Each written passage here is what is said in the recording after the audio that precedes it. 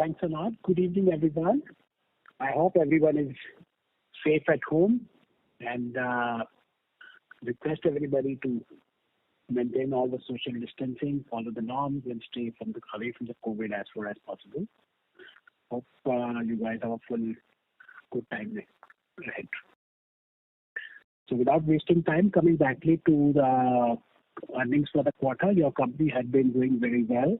In spite of all lockdowns and restrictions and travel restrictions for the whole of the year, your company has given a upside of 39% of the total revenue, and the revenue had crossed 1,200 crore for the first time. We have gone into 4 digits, and there is a 67% increase in the EBITDA. Profit after tax has also gone 152% up, and consequently the profit after tax has jumped 189% to 97 crores. So we are almost touching 100 crores, and consequently the EPS has also gone up. For every share now we are earning 2 rupees and 60 paisa as compared to 75 paisa last year.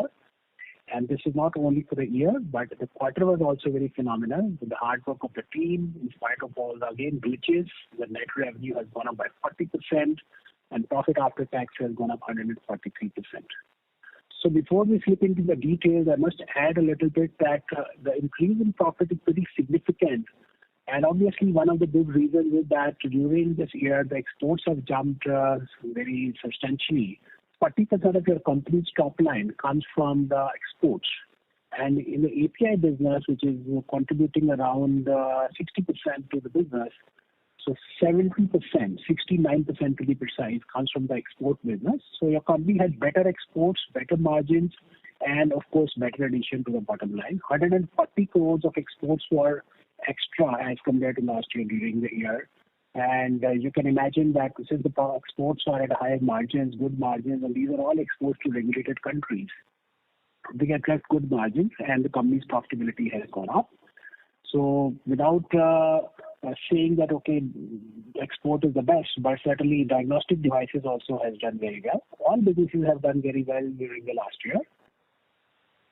If we look at the individual sectors, API has grown by 44%, and diagnostic devices have gone up by 71%, and Dr. Morepen OTC division has gone up by 32%.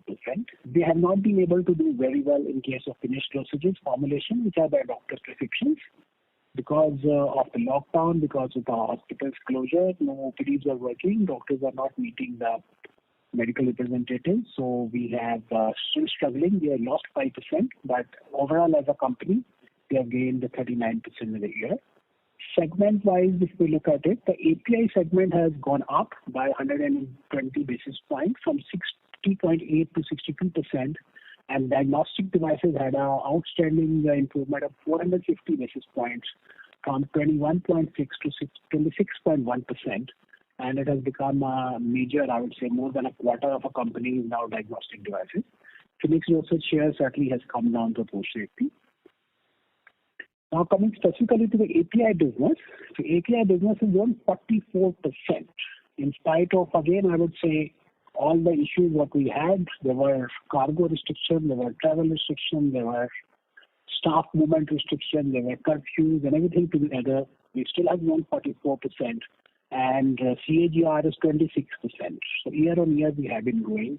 During the last quarter we have grown 51%.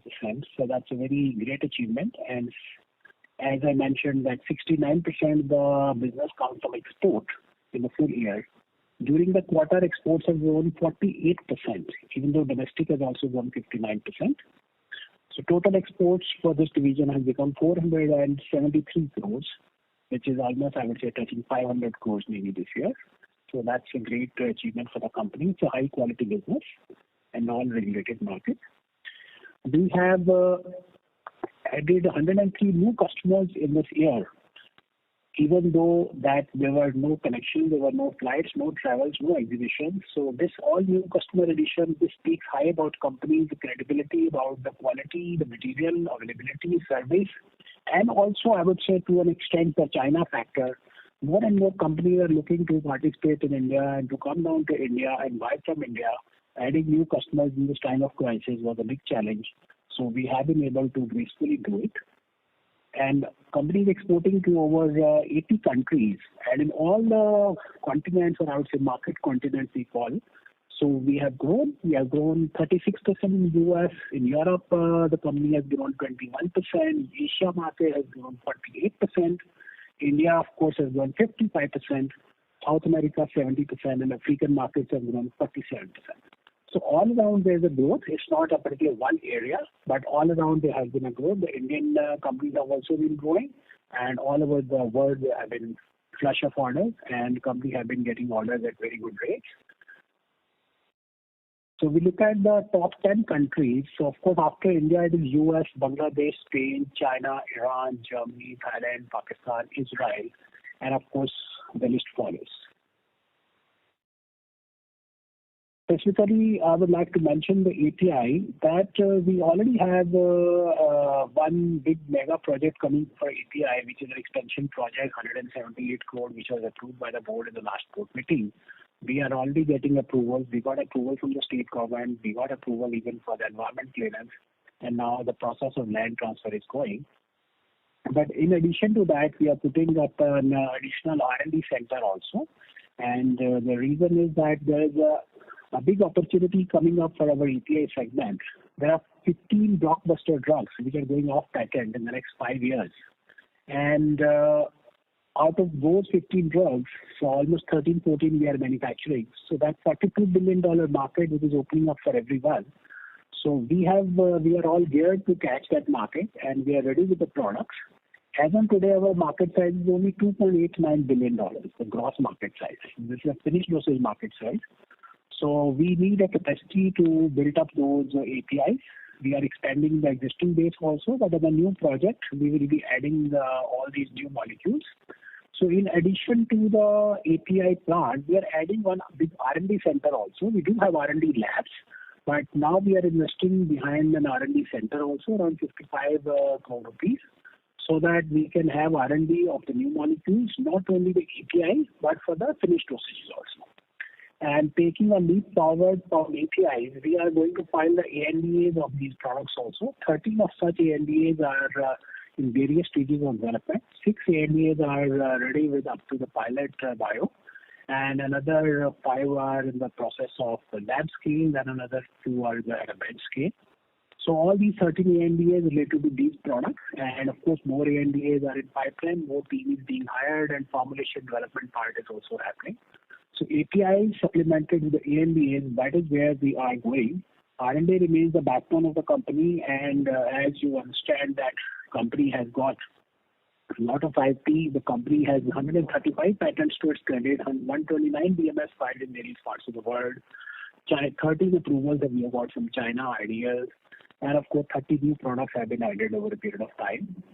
During the last year, we added 10 more patents and 18 DMFs, 1 ideal, and of course added 5 new products in the last 1 year. And people working from home, only the bench work is happening in the labs. Senior guys are still working from home. We do not know how long it will go, but we continue working in spite of all the crisis. So looking at the API opportunity and looking at the growth which it has, certainly the API remains the key focus of the company, and we continue investing behind this. The next element, which is the big element for growth, is the medical devices. Medical devices business grew 71% in the last year with 41% CAGR, which is, I would say, very impressive for continuously 4 years. 71% growth in the one current year, and quarterly basis it grew 57%. So now 71% growth looks high. So the question is whether it is one time, will it continue? The answer is yes. There is a high possibility that such type of growth will continue. So what we are seeing is that there is a change in the lifestyle of the people. There is a change in the habits of the people. That diagnostic spend has gone up substantially. So the people were spending few hundred rupees in diagnostics, maybe just to buy a thermometer, maybe once in a year or something. But now the diagnostic spends have gone up as high as 5,000 to 6,000 per month. Of course, these days a lot of testing is also going. But other than the common thermometer which we were carrying, maybe there was one thermometer in the whole building and you could borrow. But now people are keeping 2, 3, 5 thermometers at home. And then there are oximeters, non-contact thermometers, and this time of the year when there is a acute shortage of oxygen in the country, oxygen concentrator is the huge demand. So we have a lot of pressure to supply the oxygen concentrator at whatever, I would say, prices we can. So there's a acute shortage of the raw material still. Our basic raw material still come from China. There was a flight disturbance. And we are hopeful that even in this month, we'll be able to supply between 2,000 to 2,500 oximeters. And going forward, we'll try to increase the capacity of the oxygen concentrator. Oximeters will go up to 10,000 oximeters, and oxygen concentrators also between 5 to 10,000 per month, depending upon how pandemic goes. But pandemic or no pandemic, it looks like that oxygen concentrator is going to be a part of your house, like you have a TV at your home or maybe a fire extinguisher at home. So you need an oxygen concentrator at home. That's how people are thinking now. And of course, urban houses can still afford it. Hopefully, the oxygen supply in the hospitals is maintained and people do not need to panic. But we understand that this is a life-saving instrument which people would like to keep it at home. And we are certainly trying to fulfill whatever demands we can at this hour of the crisis. So last year, there were two growth drivers in the sales of the company. Glucometers grew by 51% and DP monitors grew by 117%. DP was one category which was not growing so fast, but last year, obviously, because of the lockdown, people are sitting home scared and, of course, worried about their elders and everyone. So a lot of people buy DP monitors online and offline. Glucometer sales, of course, is growing very fast.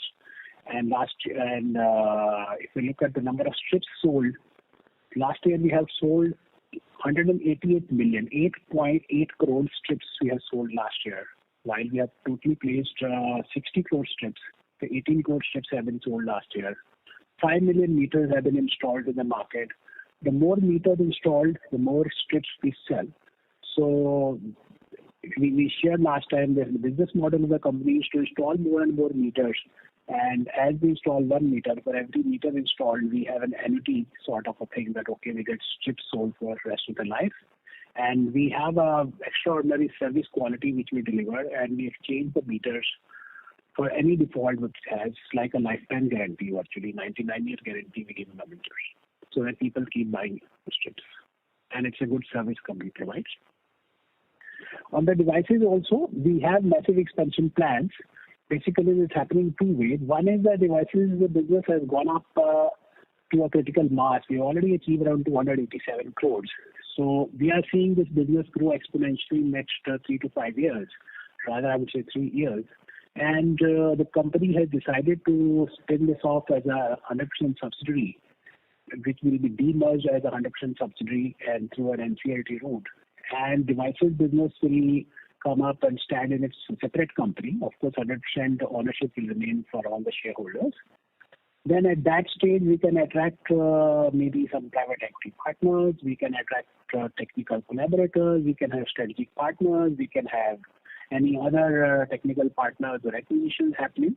So we are open for acquisitions in this business, and we are also looking for some like-minded people for partnership. And of course, we are eager to have a joint venture for our back-end technologies. So when we look at the expansion plans, so we have two types of expansions which this division is looking for. One is into the core technology, which are the back-end technology to manufacture key components. So that is more like either we do for I would say, So either, for example, in the glucometers, we are manufacturing strips, but we still have to import the enzymes, which is coated on the strips. So at some stage, we would like to manufacture those enzymes in India. It is not only for glucometers, whether it is glucometers or maybe it is for, I would say, pregnancy, or it is for rapid test. We can do all enzymes for all the diagnostic devices.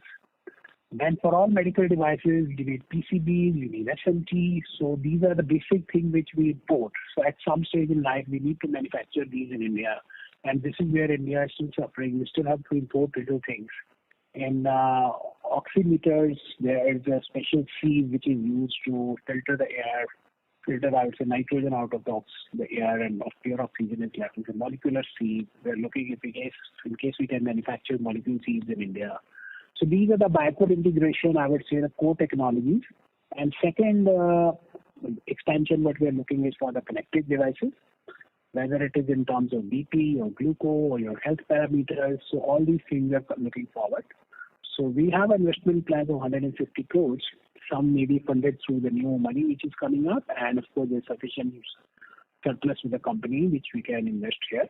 It will take around 2 years' time, and of course there will be robotic controls and there will be some new hirings also. So this we want to increase the production value up to 2,000 crores in the 3 to 5 years' time. For this, we already have a land and the same land parcel at Vitti. So we have already identified the land and we have started working on transfer of land in the name of the company. Then the next business, the third business which we already talked is touched a little bit, is the finished dosage. There was not much growth in the business, rather there was a 5% decline in the year in terms of the domestic business. At international level, we have 13 NDA which we are preparing. And of course, we are working on the non-infringing processes, novel formulations, and novel polycopy forms, and maybe to start with. And of course, we are developing a lot of new combinations. Here, our focus is on diabetic market. We are working on 6 diabetic products, $6.2 billion market, and then we have 5 cardiac products, which is about 23.61 billion markets. A lot of blockbusters coming up in the cardiac. There's one product, Apixaban, which is like $19 billion. You can imagine that product coming up. So we already have some special formulations where probably we will have a early launch we can think of. But still, 2025, 26 one is there. Okay. Then we are also filing product ANDAs of our regular products like Quantilucas. So a lot of work is happening. This project will cost you 100 crore rupees, and of course it will take 2 years' time for full completion with automatic filling and packaging line. But this is happening in phases. Some parts will start early. We may start within 6 months. The pilot phase may start within 6 months' time. So there's a lot of investment that we do. Excuse me. And then the last... I'm sorry to interrupt. So your voice is breaking. I'll try to keep going to the computer. Yeah. The last one, of course, is the OTC, which is the Morepen, which is already our subsidiary company and actually doing independent growth. We grew 32% in this, and the CAGR is 20%. So the last quarter, it grew at 26%. And going forward, so we would like to highlight more on this brand has become rather, I would say, a household brand. Last year, we launched a lot of the products related to COVID, related to immunity, vitamins, multivitamin, vitamin C, Chyawanprash, Haldi, and there was Kada, all these things. And then we had Bandol disinfectants, surface disinfectants, sanitizers, hand wash. But this year, we could see that these things are already saturated and many new vendors have come up. But there is more and more what's happening with all the younger generation. They are certainly sitting home, and in general also, they would like to do the online shopping. So we have launched an online shopping for Dr. Morepen, and we are doing a special exclusive online range. Here we have skin collagens, muscle foods, products for sexual wellness, green tea, honey, omega-3, of course, medicines and tablets for stress and sleep, weight loss, slim shapes, of course, common products like beetroot, apple cider, and many more products coming up. So online is the future for the health and nutrition, and we are seeing that new millennials are not to shop online, and they want products which they are not looking only products of hot and cold. They're looking for much better range of products what Dr. Morepen is providing now. Of course, we have another division which is catching up very well in online sales. We're getting out 26% online sales in our personal grooming division. We have a brand called Gum. Presently, it is only for the female grooming. So maybe at some stage we may do the male grooming also. So it is primarily for the makeup brushes and I would say these brushes and foams, So we look at these are all grooming products, but more and more into the, I'd say, quality high-tech products which are usually not available in India. Recently, we have launched a range of beauty soaps also during the COVID time, so that is also doing very good. Then your company has plans to launch a specialty skincare, which is more based on a scientific study of cosmetology, and instead of saying Vivek, we want to give a real nectar to our people in India who want to take care of the skin. This is a specialty brand yet to be launched. We're still working on it. That's broadly, I would say, area, but in Dr. Morepen, the expansion plan is around the reach and around the number of products. So basically, it will help nutraceutical, energy, Ayurveda, cosmetology, and of course, a lot of packaging innovation which is happening. If you look at the number of products, so for the trade, we have around 100 products, and we want to do the 500 products in 3 years' time. In health and nutrition online, so we already have around 100 products already in the market. So we want to do 1,000 products in 3 years' time, and the team is fully geared for that. In the grooming, we have got around 200 products, and we're going for around 500 products in the coming 3 years. So the company is all geared for Dr. Morepen extension, which is will cost total around 100 crores to be completed over 3 years, including online, e-commerce setup, brand building, social media, and of course up to 1,000 crore value in terms of sales in the next 3 to 5 years. Financial we have already discussed, but just to wrap up, net revenue up 40%, expenditure up 36%. There's a 4% saving in I would say expenditure, so it adds to the bottom line. EBITDA is up 68%. Profit after tax 143%. These are quarterly figures.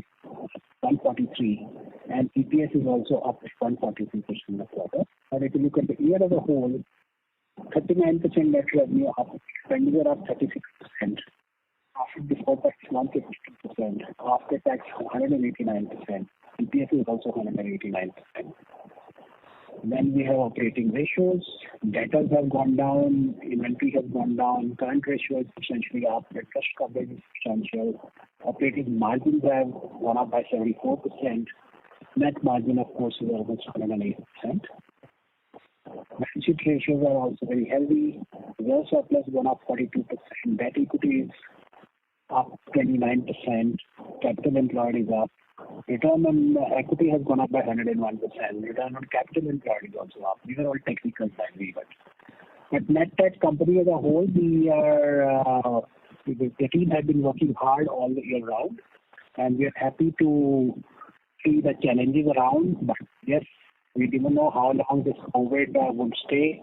But as a company, we are geared to work around it and see what are the products people will be needing in these difficult times. I would like to deliver that.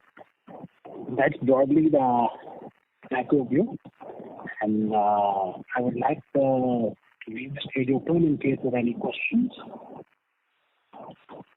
Thank you very much, sir. Ladies and gentlemen, we will now begin the question and answer session.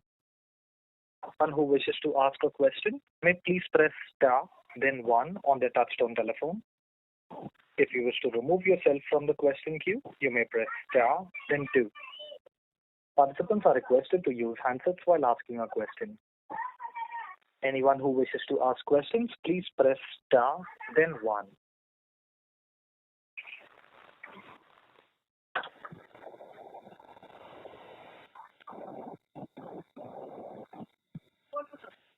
The first question is from the line of Vaibhav Vinod Soni, an investor. Please go ahead. Sir, congratulations on such a exponential growth, and thank you for the opportunity to get myself notice and get clarification on some questions. I have 3 questions actually.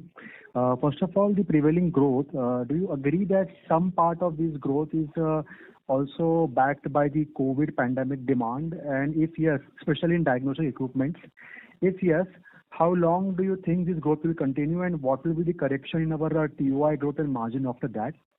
Second question is, if you can please share segment-wise margin, EBITDA, PAT, or gross margin, whatever you can. And third question is regarding expansion part. You have told us that the expansion will be funded by internal accruals and the investment we have received. Are we also looking out for banking debt for this expansion? And if yes, how much? Thank you, sir. Thank you, madam. I think you have got the very, very valid question that is the growth sustainable? Is the 71% growth in our diagnostic devices, can we sustain it? And I would say that anything guess that how long COVID will stay. But one thing I would like to add, whether COVID or no COVID, people are now, I would say, getting serious. They're getting serious for their health. So if you need to take care of yourself, you need to monitor your parameters, you need to monitor your oxygen. Sorry to interrupt. What you're saying is correct. But when I consume a medicine, I will again go out and buy a medicine. But if I buy a diagnostic equipment, that is with me for the next 2-3 years. So that's not a revolving demand. So my question comes from that perspective. Yeah, that's okay.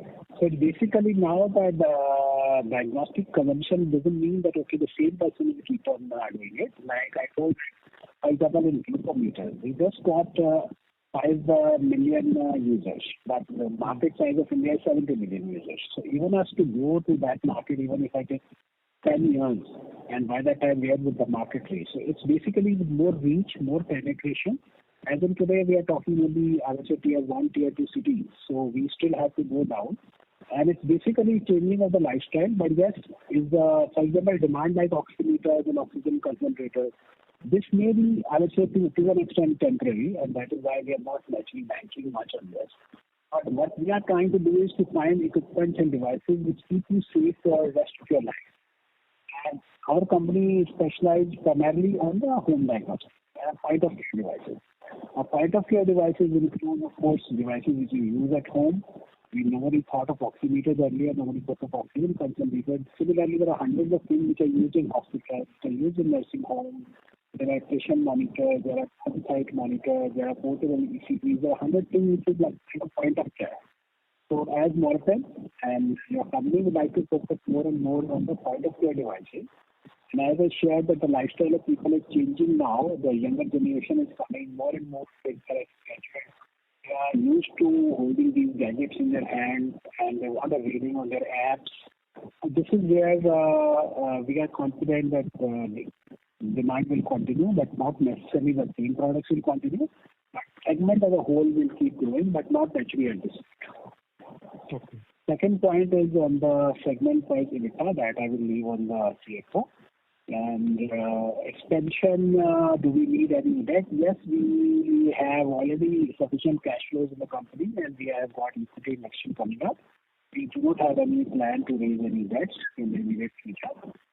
And we are already a debt-free company. We just have to reference capital with the bank which we have to honor. Other than that, we do not want to get into any debt.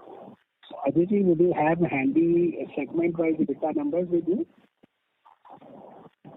Yes, good evening. Good evening, sir. Primarily our data is driven by API business. So to the extent of top line, it also contributes to the bottom line as well. So we have around 67% of API business. And to that extent, we have more or less 1 or 2% plus minus. We have EBITDA. So same goes to the net profit level as well. Yeah. I'm sorry, sir. Segment-wise EBITDA, I'll take this question. Segment-wise EBITDA, if you say, I think basically API division is one business, which is, I would say, around 20 to 13% EBITDA which we are getting. Diagnostic division has delivered around 20%. And Fuse Dosages as a business was down, hasn't contributed very well this year. And OTC, the EBITDA is still very low because there's a lot of marketing spend. We are around 5 to 6% EBITDA this year. Okay. And sir, the expansion project where we are developing all these facilities will focus on the API production, manufacturing. No, API, devices, ANDA, all the three, and of course the development of our brand, Dr. Morepen, on the OTC side.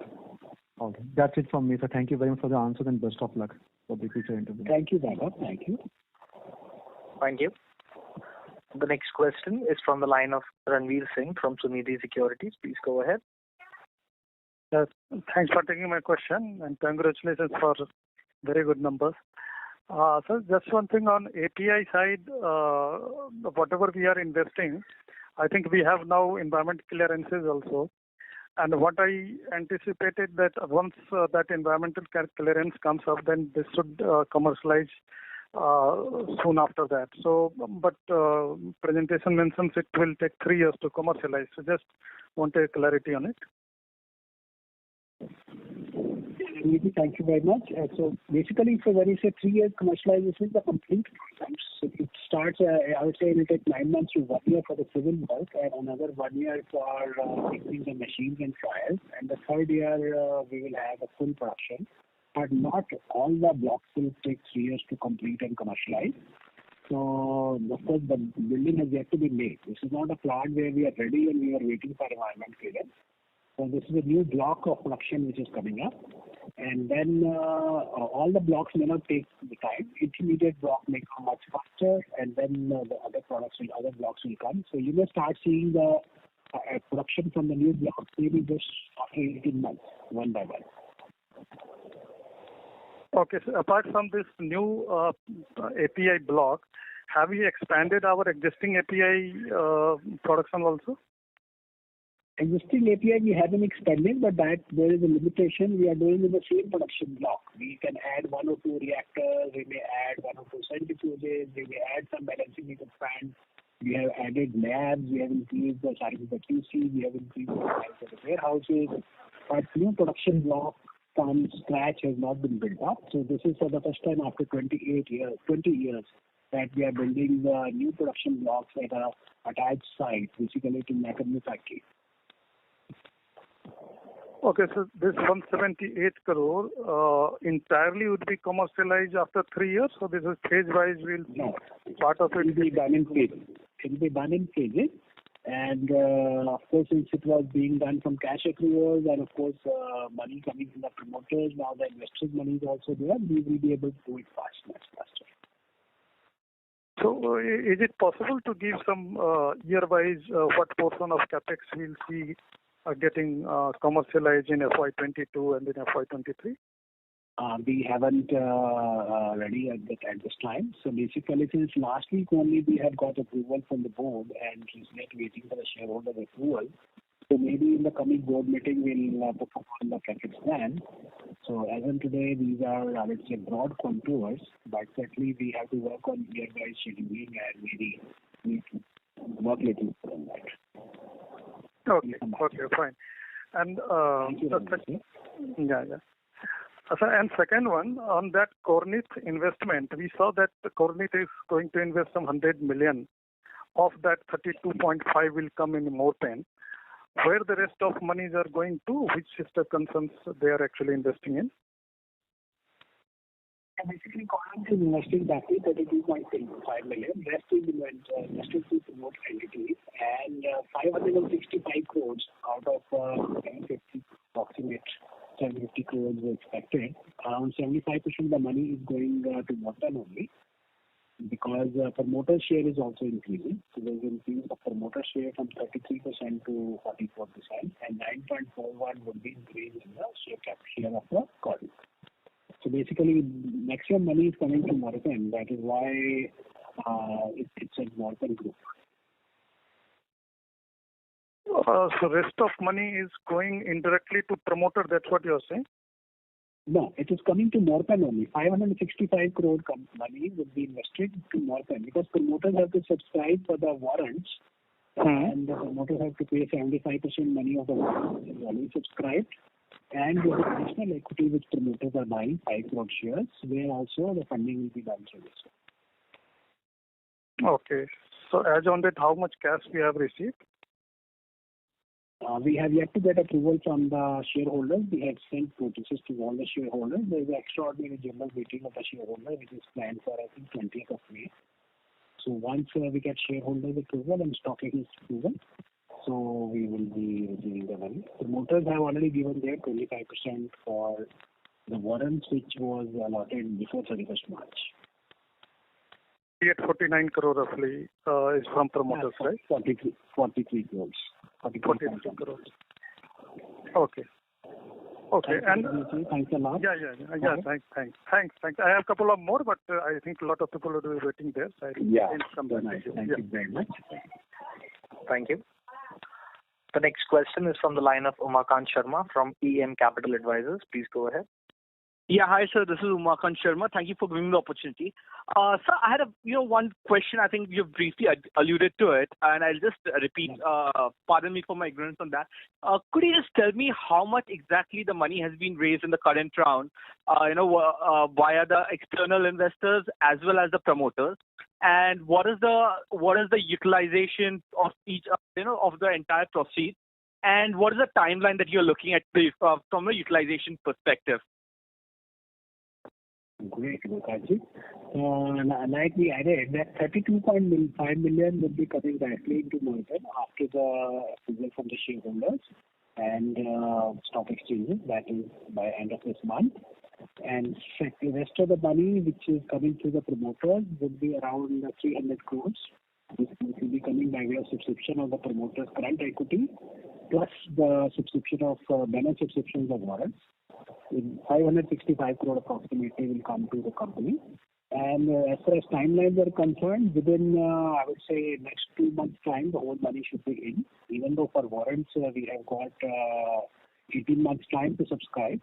But we will, whatever the shares can be allotted during the year, we will try because as per SEBI norms, promoters cannot increase share more than 5% in 1 year. So we will see as per SEBI norm how much shares can be allotted within the current year. But as far as the utilization plan is concerned, actually the utilize overnight. So that is why we have 4 projects and some civil work is also involved in the API because it's hard construction. And then there's the diagnostic devices and formulations. I would say it is anywhere between 18 months to 2 years time for investment. And of course, side by side we'll have internal accruals, but a lot of money will go to working capital and settlement of some old preference capital with the bank. That will be used faster. Okay, got it. And sir, could you just briefly throw some color around what exactly went behind for you to go so aggressive and take raise so much of capital and deploy it in the business? When I look at the current asset gross block, that's like about whatever the number, but you've gone ahead and raised a lot of money. So what makes you go so aggressive on the overall business? I would rather say that we have been very slow. We haven't done anything in last 20 years. And so that's what, suddenly you're raising such a big round, and what exactly transpired in the whole process? Umakant, I think it's more of an opportunity and it's a market confidence that now more and more people are looking at India and everybody is looking for a company which has a hardcore technology and a backup of API and of course the R&D. And certainly Morepen is the best candidate for that. We had many opportunities last time. Many people were approaching us. They wanted to buy us out, and of course pharma is a market and India is the hub for the pharmaceutical. Secondly, our diagnostic devices business has placed an edge because of the COVID. And third, I would say as a brand. So as a brand, Dr. Morepen as a brand is very well established. So we tick all the boxes of any investor that, okay, whosoever investors are interested in India and in healthcare. So Corinth has done complete due diligence around us. And of course, there are multiple rounds of discussions. They appointed third party outside agencies for the due diligence, including legal due diligence, and they could figure out that, okay, here is an opportunity, and of course at the right price also. Most of the pharma stocks are beyond reach, and you only buy a pharma share less than 500 rupees. So they could see that, okay, here's an opportunity to invest, and of course like-mindedness in the thought process, that we are looking for emerging markets, and we are also looking for growth opportunities. And of course, there's a win-win situation. But more importantly is that, is it sudden? No, it is not sudden. It is a planned effort. We were earlier working to pay out the banks, and we cleared our debt book first, and now we are a debt-free company. And last year, in spite of the COVID and everything, we had no problem of the banking, no problem of the debt, because at right moment of time, we cleared all our banks. So that is a long-term plan. And the last 7-8 years the company has been working. We have prepared our ANDAs. We have done R&D of APIs. We have developed the APIs. We have launched brands. We have launched diagnostic devices. And all these things have been done, by the way, without any working capital. We have zero working capital facility. So we were waiting for the right time. So at appropriate time, at opportune time. So we have to get into the second league. And it is not overnight. So within Morepen, there were 4 companies which are being doomed. So all those companies have now come off it. For example, this diagnostic devices has gained a critical mass. So it will be spun off as a separate company. It can have its own independent future. Similarly, in OTC, Dr. Morepen has its own independent future. API certainly would remain the forte of Morepen. At some stage, finished dosages, when we reach to a level, then it have its own line. So basically, there are 4 different business segments which are being developed under one umbrella, I would say. If it answers your question. Yeah, and sir, great. Thanks for such a such a brief answer. And just one quick, one small question, if I may put in. Is that when you are putting in, everything in place, you have got a diagnostic devices in place, you're getting an API, you've got final dosages, you're hitting the bullseye everywhere. And now when I look at, let's say, you're putting a capex plan also to work, when I look at the numbers, let's say, setting in 2025, what are the numbers that you guys are setting and aspiring for from a financial standpoint? Umakantji, as a listed company, I will not be able to give you a guidance, but yes, I would say that trend will continue. We are hopeful and confident that in all directions we are growing, and we have good plans and targets. And thankfully, the markets are be supporting. God forbid the COVID thing.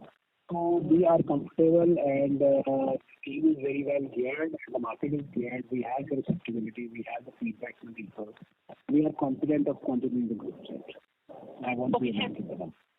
And would you say that the margin profile of the company would also change meaningfully? That's right. That's right, Umakantji, because when we increase export and we go more towards forward integration and more towards, I would say, even finished dosages, the normal EBITDA of any pharma company, if you look with API and finished dosages together, so typically pharma EBITDA is between 18 to 20%. We're still at 11%, which is correct. Neither here nor there. Yeah. So we have a lot of room to, I would say, grow. But since we are a mid-sized company, we will need some more energy, and so I would say more tonic to run. So which now we are getting. Okay, great. That's it from my end. Thank you so much, and all the best. Thank you, Umakantji. Thanks a lot. Have a good day. Thank you. Participants who would like to ask questions, please press star, then 1. The next question is from the line of Alisha Mahavla from Envision Capital. Please go ahead. Hi, good evening, sir. Congrats on a great set of numbers, and thank you for taking my question. Sir, firstly, I'd just like to understand that while on full year basis you've given some phenomenal numbers, if you see on quarterly basis, your revenue run rate has been sort of coming down, and you margin-wise also, EBITDA also, you've sort of been in one range over the last 3 quarters. Can you just share your views or give some color on that? Yes, Alisha. If we look year as a whole, certainly we have grown, and quarter to quarter, when we compare to the last quarter, it is grown very fast. But as compared with quarter on quarter with previous quarter, so it is de-growing technically because September quarter was exceptional, and we all understand that June quarter was a complete lockdown, and there was a pent-up demand which was serviced in the month of September. So we do not want to take September as a benchmark, but I would say that if we are doing, say, now 1,200 crores the year as a whole. So if we average out, so average is 300 crores, so we have done 290 crores in this quarter. While the first quarter was low, but September was exceptional, 330 crores. So there is nothing like quarterly business or a seasonal business, and because of COVID, since everything is disturbed all over the place. So this certainly was a correction which September had shown, but otherwise, other than that, we are doing pretty good. And it may take another, I would say, 2 to 3 quarters for the numbers to settle because of this pandemic, because of the COVID, every month situation is different. Somewhere there is a lockdown in one place, somewhere is a flights are disturbed, sometimes Europe is disturbed, sometimes US is disturbed, sometimes there was US elections. So last year we have seen almost everything. So in spite of that, we have done, I say, we are good. Okay. So maybe like you're saying, in 2-3 quarters, we should start seeing Q-on-Q growth also coming in. And just to clarify, there is no capacity constraint due to which you cannot currently go beyond this run rate. It is simply external factors, COVID and other macro factors, which is sort of causing this variance. I would say that we do not have capacity constraints, but I would say that it doesn't mean that we have unlimited capacity. So certainly we are adding up, but that is not a constraint for us to deliver. That is in products like oxymeters and oxygen concentrators, they have the capacity constraint. But for API, we do not have any limitations. In specifically for Morepen, even glucometers, VittiMarkets, there was no shortages. And the capacity is not a constraint. But yes, we want all boxes to be ticked. But team has done a phenomenal job, and in spite of all the things, we have been able to deliver better results. Okay. Thanks, Arisha. Thanks a lot. Sir, Yes, go ahead. Sure. Thank you. The next question is from the line of Saurabh from IIFL Securities. Please go ahead. Good evening, sir. Thank you for giving me the opportunity and have a great set of a number. My question is on the API theme. So what you are seeing in the API theme and what is the difference between in China and India? Can you explain me in this?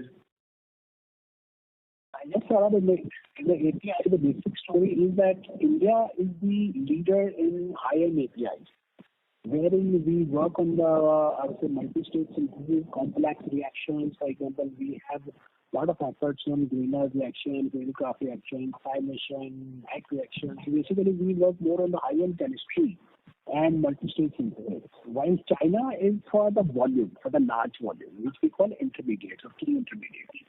So China doesn't have facilities which are well documented. They do not have US FDA approval. Rather, they are shy of even getting US FDA approval. So in case we ask for their documentation, we ask for the site master file, we ask for the product master file, they do not have. And even if they have, they don't give. And even if they give, we do not know what it is because it is all in Chinese. So there is no reliability factor, and nobody in the world wants to deal with China because of that reason. Pharma sector is very open and transparent. You have full open documentation, audit compliant software, audit compliant instruments, and any time auditor can come, inspector can come, and we welcome auditors and inspectors because they let you know what is wrong with your facility and they help you improve that. But China is closed on that. Chinese, they don't have documentation, they don't have any approval system, and they don't like it. It's like a trading house. I mean, like typical other. In case I give a parallel example of Delhi, Shraddha Bazaar or Chandni Chowk. So that's what China is for our So that is where our India is, we have a lot of opportunity. All the international companies are looking for India for good quality documentation, good quality, I'd say, facilities, good quality of products, and sustainability. And there's a commitment also. If we take some order, even if we have to sell it at loss, we will do it. Chinese companies will never do it. They will get the orders. Okay. So my two question is there. Second question is there. So what last 5 years we have seen too many audits from the US FDA. Now this current pandemic situation is going on, so that's why the audit is not taking place on the Indian pharma. But still there is a lack of compliance from the Indian pharma company. So what is the reason behind that, sir? I wanted to understand this. So why Indian pharma company is lacking this? Why they are satisfying the US FDA audits?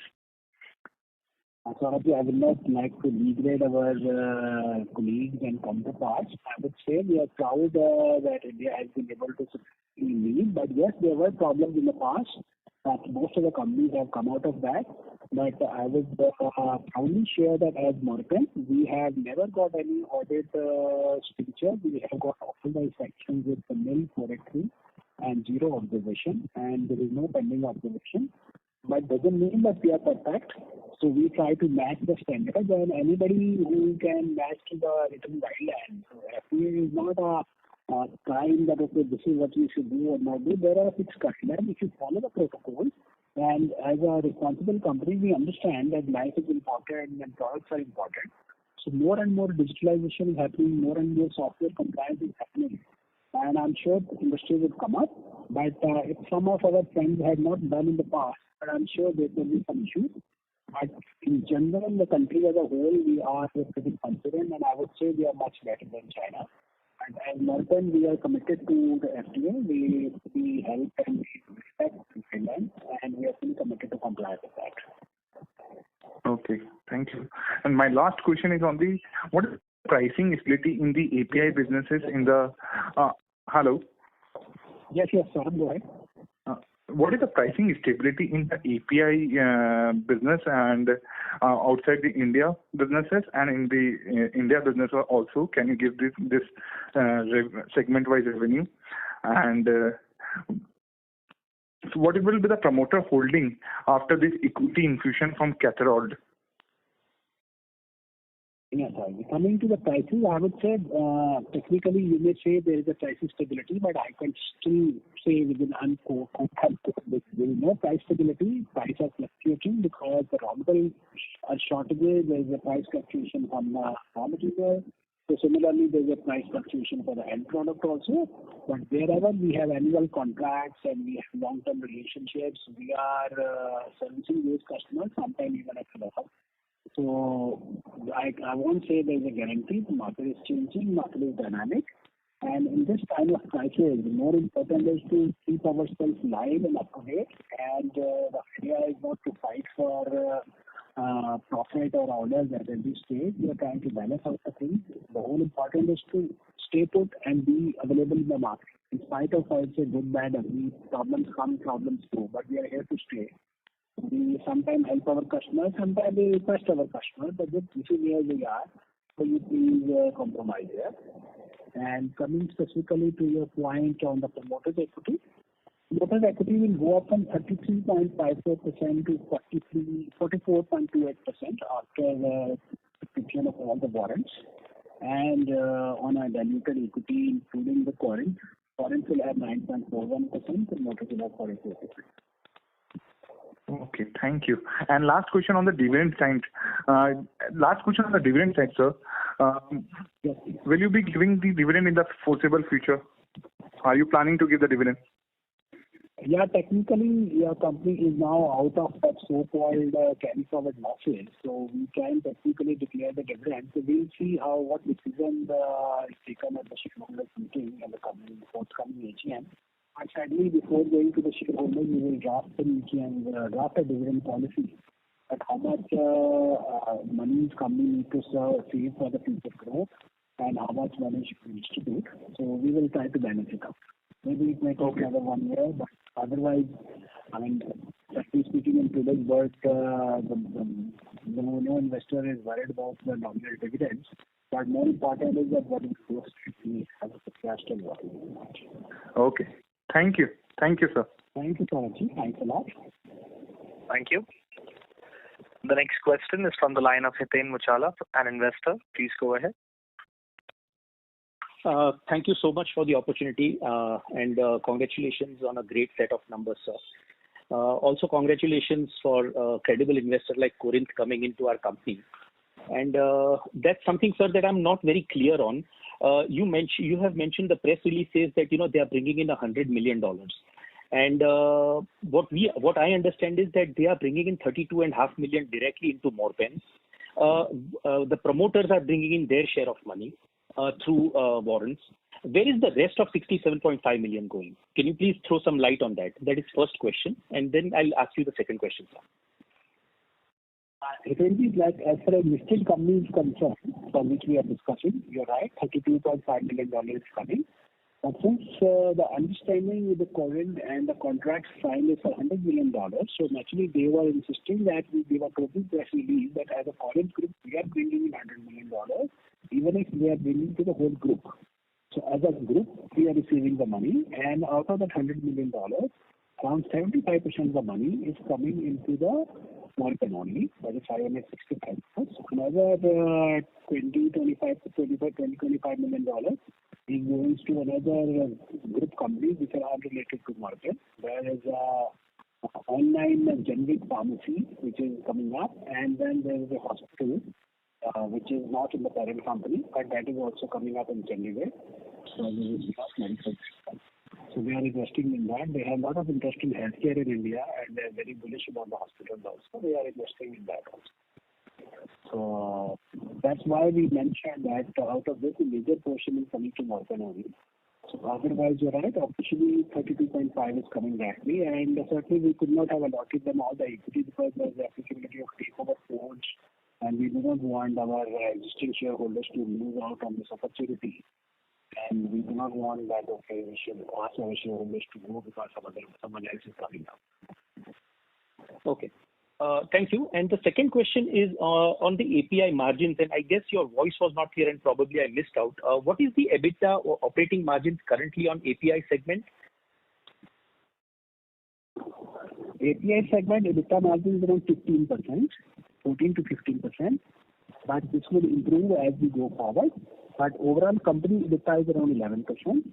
And then we have finished dosages, then we have OTC, then we have diagnostic devices. Diagnostic devices around 20%. So, sir, you mentioned that the margins you are expecting the margins on API to move forward. I mean, as we go ahead. What's going to be the API strategy? Are we focusing more on the generic side or more on the complex side, which is ARVs and or are we planning to, or should we look at our company as an API to formulations player, which is end to end? How are we looking at ourselves, sir? I think our strategy of API is very clear, as I shared earlier, that our focus is on the blockbuster drugs, which are the leading patent in the coming 5 to 6 years. There is a market of $42 billion, generic market of $42 billion, which is opening up in the next 5 years. And we have developed all the products. We are developing the DMF. We have filed some DMFs in the US, and we have developed ANDAs for that. So our strategy is very clear. We are focusing on the highly regulated market, and we are actually not into the common products. We do not do antibiotics and other common products. We do high-end, high-value products with complex chemistry and multi-stage synthesis. So that is the core of the company. And as a strategy also, we have a very clear-cut product line, product basket, which is available with us, which we want to do, and our customers know it, and we are trying to tie up all those things. And as a strategy, since we know that we now have a basket of 140 products, so we can have our own ANDA and we can have our own front end in US. We have a US subsidiary, Morepen. So at some stage, Morepen will file ANDA and we will create our own base in US market. That's the strategy for the API. All right. And sir, how many scientists are we looking at hiring currently in this new R&D center that we are proposing to set up? It would all depends on the availability and time, but I would say it's too early. So we have just approved the investment plan. But we will come back. Okay. Thank you so much, sir. Thank you, Hitesh. Thank you. The next question is from the line of Vivek. Ladies and gentlemen, we take the next question. It's the last question. The question is from the line of Vivek Bhargav from WealthBridge. Please go ahead. Can you hear me? Yes, please go ahead. Yeah, most of my questions have been answered. I just have one question on your presentation. In that you have mentioned, for example, for the API project cost is 178 crores, and there is a figure mentioned 4 to 17 crores is production value. What does this production value mean in the presentation? This production value is the production value of products which were going to produce in the 3rd year of operation. Is it per year? In the project report. Yeah, this is your 3rd year. 3rd year after commercialization. Typically, once the project production is stabilized, so that is the figure. It is coming from the project report. That would mean a very high asset turnover ratio. I mean, I have not come across asset turnover ratio of this kind anywhere. These are all high-value drugs. So like I was just chatting, these are high-value drugs, and this is nothing to do with what is the value. And of course, it all depends on maybe we just do for 20 products, only one or two products. For example, only one Apixaban is $19 billion. Maybe even if the residual market, when it goes direct, even if it is $3-4 billion, that's a huge market. Okay. Okay, that's it from me. Thanks. Thank you, Vitti. Thanks a lot. Thank you. Ladies and gentlemen, that was the last question. I now hand the conference over to Mr. Sushil Suri for closing comments. Thank you, everybody. Thank you, all the participants, all the shareholders, all the analysts, and of course, thank you to the whole team for supporting this effort. So we had a wonderful year. I urge all of you to stay safe, please take care of everybody at home, and please do not have panic. Whatever the shortages are there in the market, whether it is oxygen supply or it is concentrators or anything, life will come back to normal. We'll forget everything after a few months. Let's pray everything is good, sir. Have a good evening. Thank you, guys. Thank you very much, sir. Thank you, sir. Thank you. Thank you for arranging this conference. Thank you. Ladies and gentlemen, on behalf of Morepen Laboratories Limited, that concludes this conference. We thank you all for joining us, and you may now disconnect your lines. Thank you, everyone.